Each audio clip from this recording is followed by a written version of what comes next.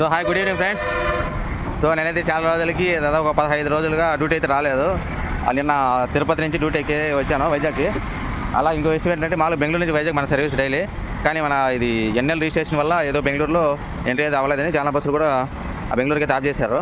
కాబట్టి మన బస్సులు కూడా బెంగళూరు లేకుండా తిరుపతి నుంచి వైజాగ్ అయితే సర్వీస్ అయితే పెట్టారు. ఎప్పుడు నిన్నటి నుంచి అది కూడా అక్కడ తిరుపతిలో వచ్చేసి 5:30కి, అలాగే ఇక్కడ వైజాగ్లో కూడా ఇసుక తోట ఇది ఇండియన్ పెట్రోల్ బంకు.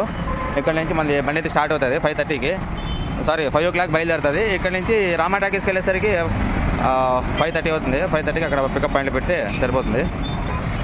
సో అలాగే వెయిట్ ఏంటంటే మన తమ్ముడు హెల్పర్ నాయక్ ఉన్నాడు కదా, నాయక్ అయితే రాలేదు. ఏదో కొన్ని అనివార్య కారణాల వల్ల డ్యూటీ రాలేదు. ఈరోజు నేను మన హరిగోపాల్ అనే ఇద్దరం అయితే డ్యూటీ అయితే వచ్చాను అనమాట, క్లీనర్ లేకుండా ఎవరు. సో పొద్దున్న వస్తానే మన బండి అయితే అంతా మొత్తం అంతా బెడ్లు